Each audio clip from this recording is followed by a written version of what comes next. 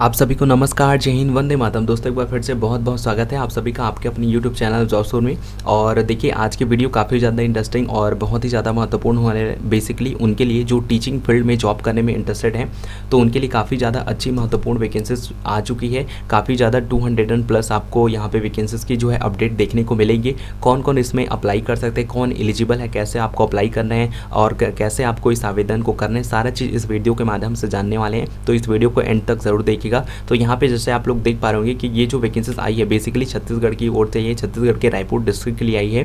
Swami Atmanand English medium school के लिए teacher की वैकेंसीज आ चुकी है। टीचर के साथ साथ उसमें आपको और जैसे लाइब्रेरियन हो गया, फिर उसके बाद आपको जो कलर का हो गया, तो ये सारे पोस्ट्स में आपको वैकेंसीज की अपडेट देखने को मिल जाएंगी। अगर आप इंटरेस्टेड हैं तो इस वीडियो को पूरा ज़रूर देख लीजिएगा और हो सके तो इस वीडियो को शेयर ज़रूर कर दीजिएगा। तो चलिए फिर स्टार्ट करते हैं। जैसे आप लोग यहाँ पे ऑलरेडी देख पा रहे हैं कि ये जो चीज़ें हैं ऑफिशियल वेबसाइट मैंने ओपन कर रखा है। यहाँ पे रायपुर छत्तीसगढ़ देख सकते हैं आप लोग। इसका लिंक आपको वीडियो के डिस्क्रिप्शन में मिल जाएगा। यहाँ पे आने के बाद आपको क्या है, रिक्रूटमेंट वाले सेक्शन में आ जाना है। रिक्रूटमेंट में आने के बाद यहाँ पे आपको दिखाई दे रहे फर्स्ट जो नोटिफिकेशन है यहाँ पे है ना, यहाँ पे contractual recruitment of 12 sets of season 22-23 for the academic and non academic posts. तो यहाँ पे सिंपली यहाँ पे आपको दिख रहा है फाइल की साइज, तो सिंपली आपको यहाँ पे डाउनलोड करने हैं।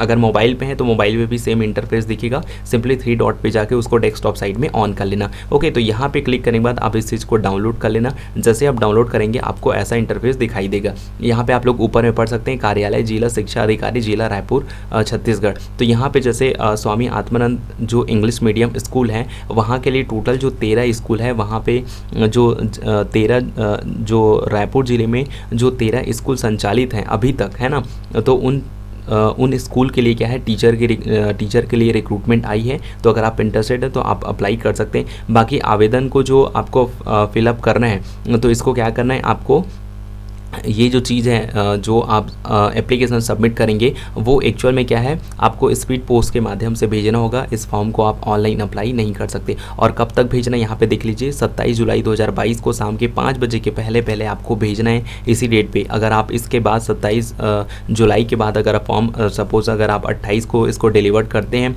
स्पीड पोस्ट करते हैं, तो वो फॉर्म एक्सेप्टेबल नहीं होगा। आप इसको ध्यान रखिए और डेट के पहले कोशिश करें, इस चीज़ को आप लोग भेज सकते हैं। अगर आपको मोर इन्फॉर्मेशन चाहिए तो आप पीडीएफ को डाउनलोड कर लेना। पीडीएफ को डाउनलोड करने के बाद अगर आपको और कुछ भी इन्फॉर्मेशन चाहिए तो यहाँ पे देख रहे हैं साइट है ना, https://raipur.gov.in, यहाँ पे जाके आप लोग डाउनलोड कर सकते हैं और वहाँ पे और मोर इन्फॉर्मेशन वहाँ से कलेक्ट कर सकते हैं। बाकी वीडियो के डिस्क्रिप्शन में आपको ये चीज़ें मिल जानी है। उसके बाद चलिए यहाँ पे देख लेते हैं। अब यहाँ पे देख लीजिए, चूँकि ये वैकेंसी टोटली टेम्प्रेरी है, कॉन्टेक्चुअल बेसिस पे है ना, कलेक्टर दर पे है।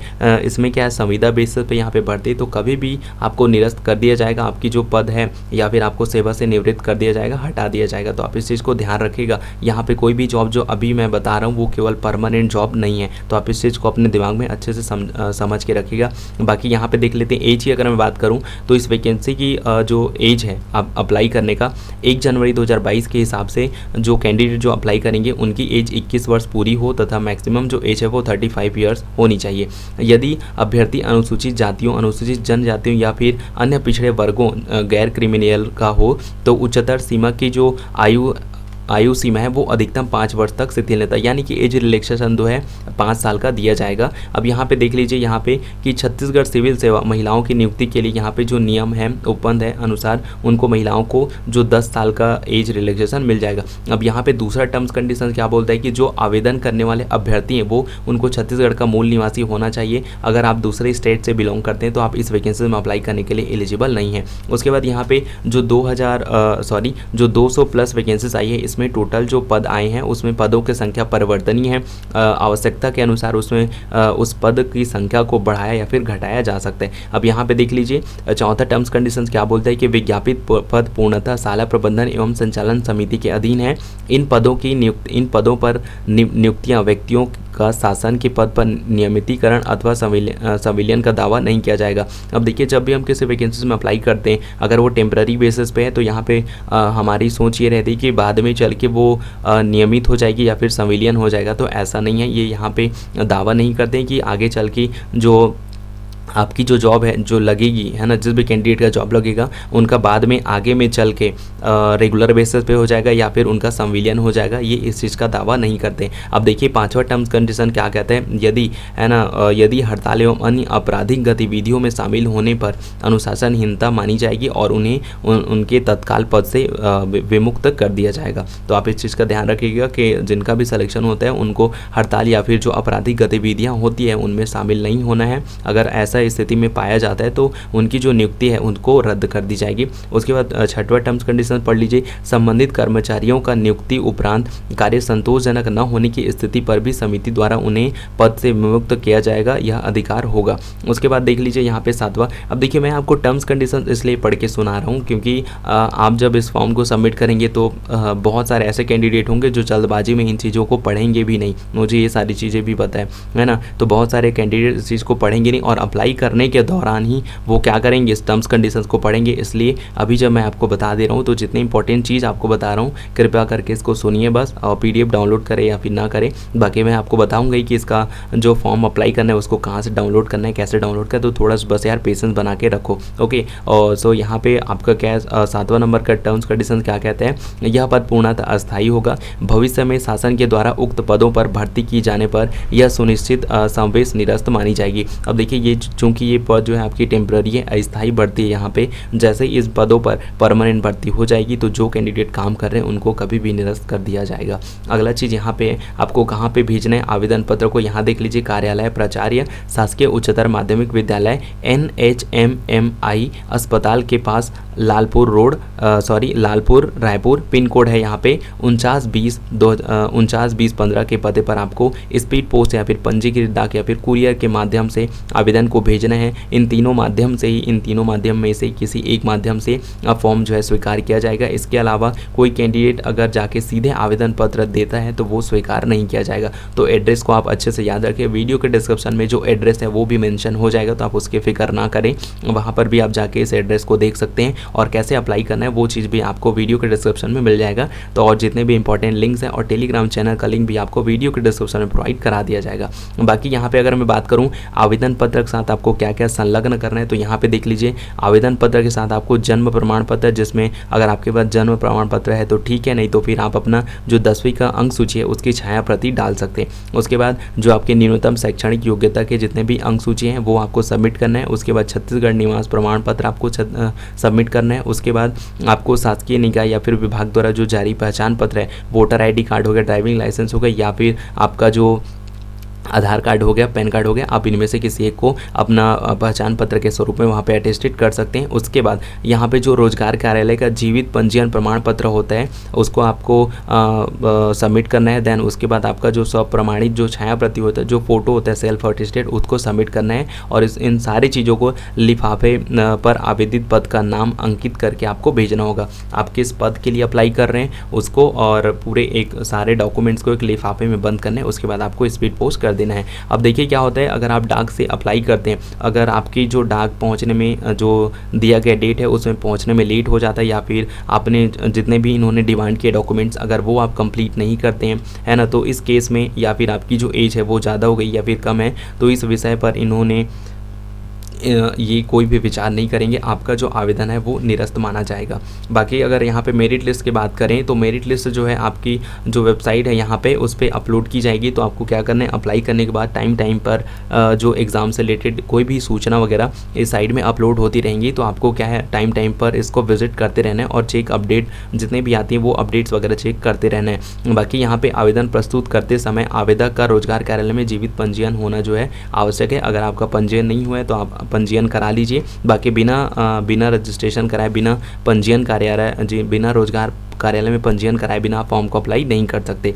बाकी यहाँ पे आवेदन कर प्रारूप एवं भर्ती संबंधी विस्तृत जानकारी जिले की वेबसाइट, यहाँ पे जो वेबसाइट दिया गया है वहाँ पर उपलब्ध है। उसके बाद देख लीजिए, जो कैंडिडेट जो इस वैकेंसीज में अप्लाई कर रहे हैं, जो कि वैकेंसीज जो है Swami Atmanand English medium school के लिए आई है, तो जो कैंडिडेट अप्लाई कर रहे हैं उसको क्या है अंग्रेजी भाषा में पढ़ना, लिखना और बोलना आना चाहिए। अब देखिए यहाँ पे अगर आप इस वैकेंसीज में अप्लाई कर रहे हैं तो इसमें आपको किसी प्रकार का जो एप्लीकेशन फ़ी है वो पेमेंट करने की कोई ज़रूरत नहीं है। हैं। अब देखिए यहाँ पे ज़िले में पूर्व से संचालित, पहले से जो संचालित 9 इंग्लिश माध्यम की जो संस्थाएं हैं, जो शालाएं चल रही हैं, अगर वहाँ पर भी कोई भी प्रकार की रिक्तियाँ, अगर वहाँ पे पदों की ज़रूरत रहती है तो इन्हीं में से जो कैंडिडेट अप्लाई कर रहेंगे उनको भी जो 9 स्कूल ऑलरेडी चल रहे हैं वहाँ पर इनकी जो है भर्ती की जाएगी और इसके लिए किसी भी प्रकार का अलग आवेदन नहीं निकाला जाएगा, ऐसा इन्होंने यहाँ पे किया है ना। अब उसके बाद देख लीजिए, अभ्यर्थी केवल एक पद के लिए आवेदन कर सकेंगे। चयनित अभ्यर्थी का जिला स्तर पर रिक्त पद हेतु पदांकन किया जाएगा। कहने का तात्पर्य यह है कि अगर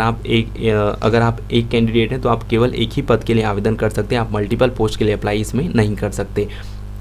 और उसके बाद यहाँ पे 18वां नंबर का टर्म्स कंडीशन क्या दिया गया है कि भविष्य में शासन द्वारा उक्त पदों पर प्रतिनियुक्ति भर्ती की जाने पर यह नियुक्ति निरस्त मानी जाएगी। उसके बाद संविदा नियुक्ति छत्तीसगढ़ सिविल सेवा पद संविदा नियुक्ति अधिनियम 2012 के अधीन होगी। अब उसके बाद जो यहाँ पे चयन प्रक्रिया आप उसको आराम से पढ़ लीजिएगा कि चयन किस हिसाब से किया जाएगा। बाकी देखिए यहाँ पे जैसे ये लोग जिला स्तरीय चयन समिति गठित करेगी और उसके बाद चयन की प्रक्रिया पूरी की जाएगी। दूसरा क्या बोल रहे हैं कि लिखित परीक्षा विज्ञापन में अंकित पदों के लिए पृथक पृथक प्रश्न पत्र के द्वारा ली जाएगी। प्रश्न पत्र का पाठ्यक्रम उनके पद अनुरूप कक्षाओं के पाठ्यक्रम, सामान्य ज्ञान और शैक्षणिक अभिरुचि के आधार पर ली जाएगी। गैर शैक्षणिक पदों हेतु उनके न्यूनतम जो शैक्षणिक योग्यता एवं कार्य के आधार पर ज्ञान सामान्य ज्ञान आदि शामिल को करते हुए प्रश्न पूछे जाएंगे। बाकी देख लीजिए यहाँ पे जैसे ही मेरिट लिस्ट निकालेंगे, तीसरा टर्म्स कंडीशन ये कहता है कि जैसे ही मेरिट लिस्ट निकालेंगे उसमें क्या है, एक पद के लिए 20 अभ्यर्थी को लोग लिखित परीक्षा को आमंत्रित करेंगे, बुलाएंगे और जितने भी एप्लीकेशन है उसके बाद उनको निरस्त माना जाएगा।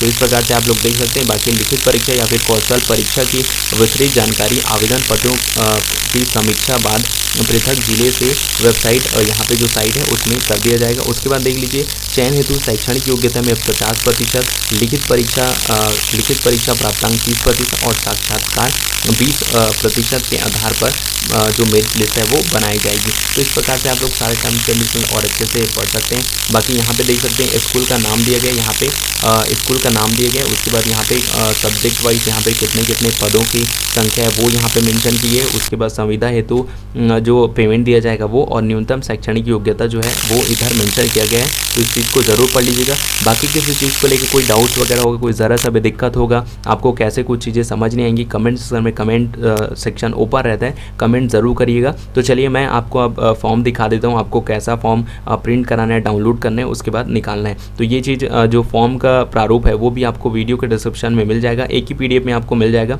यहाँ पे देख सकते हैं आप लिफाफा का प्रारूप कैसा है, संविदा हेतु जो आवेदन पत्र है वो कैसे रहने। यहाँ पे सबसे पहले पद नाम हो गया और विषय, उसके बाद विद्यालय एवं विद्यालय महाविद्यालय का अध्ययन का माध्यम। तो ये चीज़ है, यहाँ पे इसको आपको ऊपर में चिपकाना है। उसके बाद ये देख सकते हैं, ये है भाई आपका कंप्लीट, यहाँ पे ये जो है आपका आवेदन फॉर्म है, आपको इसी को निकालना है। फिर यहाँ पे आपका नाम, जितने भी डिटेल है वो, और यहाँ पे आपको एक फ़ोटोग्राफ सेल्फ अटेस्टेड यहाँ पे लगा देना है। उसके बाद इस चीज़ को निकालना है और घोषणा पत्र है। तो ये 3 चीज़ें आपको निकालनी है, PDF के मतलब प्रिंट निकालनी है। आप इस चीज़ को आराम से डाउनलोड वगैरह कर लीजिएगा। और कोई चीज़ और समझ नहीं आती तो कमेंट सेक्शन में कमेंट ज़रूर कर दीजिएगा, मैं आपके कमेंट का वेट करूँगा। और कोई डाउट्स वगैरह हो तो मैं आपके जो भी डाउट्स होगा उसका सलूशन आपको ज़रूर दे दूँगा। तो उम्मीद करता हूँ ये जो वैकेंसी की अपडेट है वो आपको पसंद आई होगी। तो फिर चलिए मिलते हैं नेक्स्ट वीडियो में, तब तक सबको bye bye, have a great day, जय हिंद, वंदे मातरम।